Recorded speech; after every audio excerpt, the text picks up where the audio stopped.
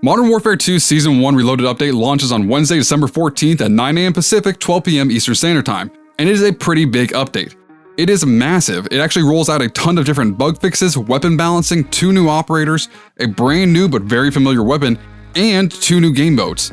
Let's go ahead and start off by talking about the Modern Warfare 2 Season 1 Reloaded update and the 2 operators that are being introduced. The new Season 1 Reloaded update is introducing one of our favorite operators of all time, Sergeant Kyle Gaz Garrick, quite possibly the best sergeant in Call of Duty history, if not all of history altogether. I'm glad he's being introduced now. There was a lot of mystery revolving around when he would be introduced or if he would be introduced at all, because we did not see him in the game files before Modern Warfare 2 launched. However, Gaz is not the only operator we're getting in Season 1. The other operator we're getting in Season 1 might be the coldest dude in history. He's the coldest operator in Call of Duty for sure. But this man is described as a living legend, someone who has built-in night vision to his eyes, who just has a great night vision sight. He comes from Danish Special Forces and his name is Klaus.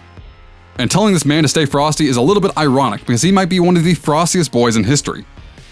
And his name is not pronounced Klaus, it's pronounced Claus, as in Santa Claus. Call of Duty is introducing him as a Christmas operator bundle, coming just in time for the holidays this year, and honestly, he looks pretty cool from the early game files we've been seeing. However, I can't show you those because I don't want to get copyright striked into oblivion. And with these 2 new operators, they're coming with a brand new weapon. Well, I shouldn't say it's new, it's a very familiar weapon to us.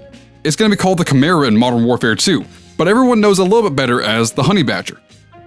The Chimera is an internally suppressed AR that is chambered in 300 Blackout. What this means for you is that you don't have to slap a suppressor on there to make it silent, and 300 Blackout is going to completely hide the skulls from the enemy team after you kill someone on their team. They won't know when you're killing people, and they don't know how to find you when you do.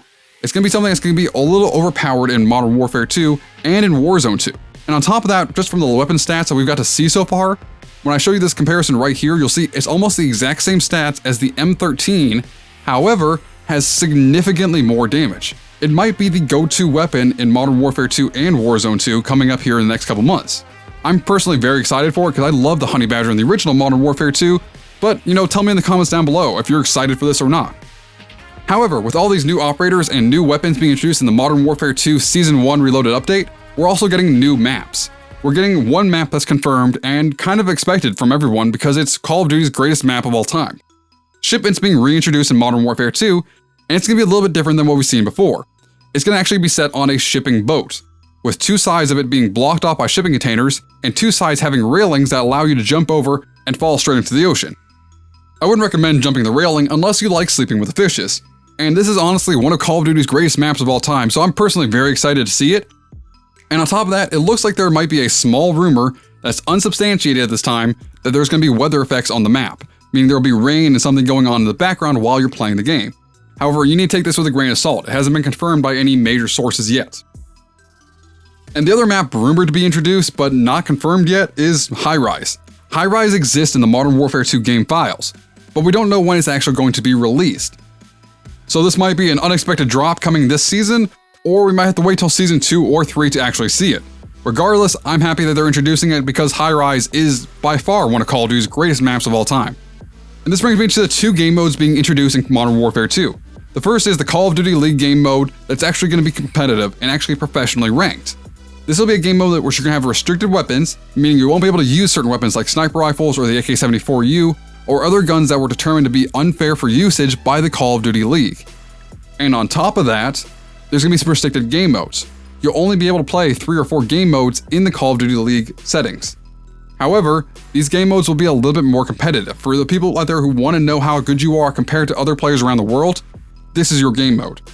And personally, I think with skill-based matchmaking not allowing players to actually know where they stand in the world, this competitive mode is going to be great for Call of Duty players.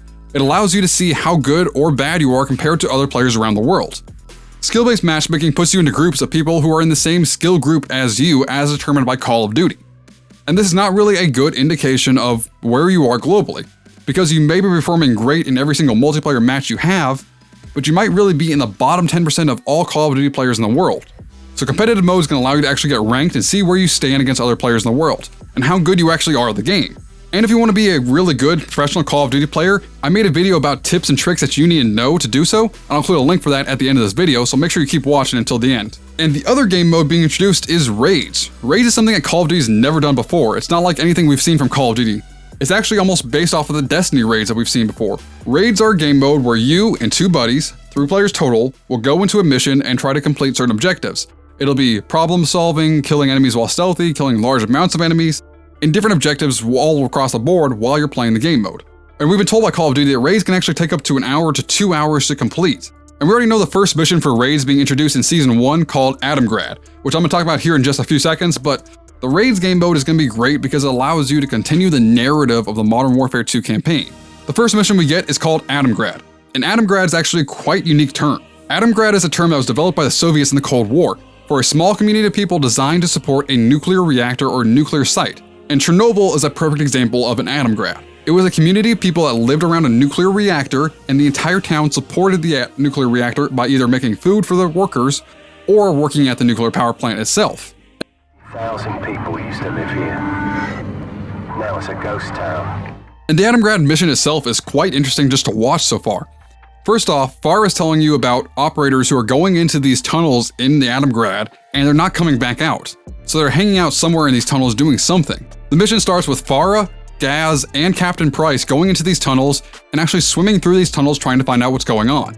And with the swimming in the mission, there's a bunch of different kind of shifts in tone and speed of the mission. The beginning of the mission, you're starting off stealthy, and then you go into a big firefight, and then you go back stealthy again.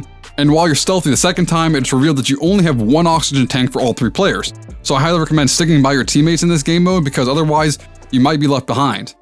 With all of this, it's kind of building towards the point of nuclear materials being harvested from this facility. And this has to be related to Makarov. Remember, no rush.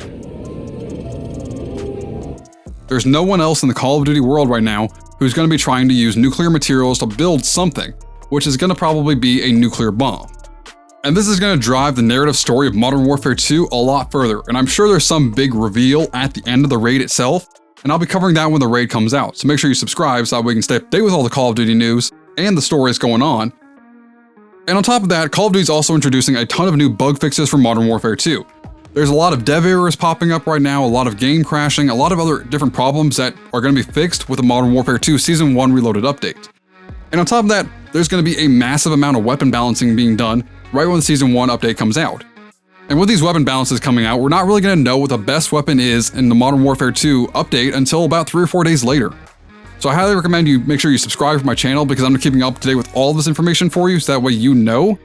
And if you want some tips to be a better player in Modern Warfare 2 and you're trying to be a pro player, then this video right here is for you. It's some of the tips and different tricks that Call of Duty pros use that they don't talk about in public because they don't want you to know about it. So anyway, I'll include a link to that video right here. And until next time, I am Icebergs, your Call of Duty informant.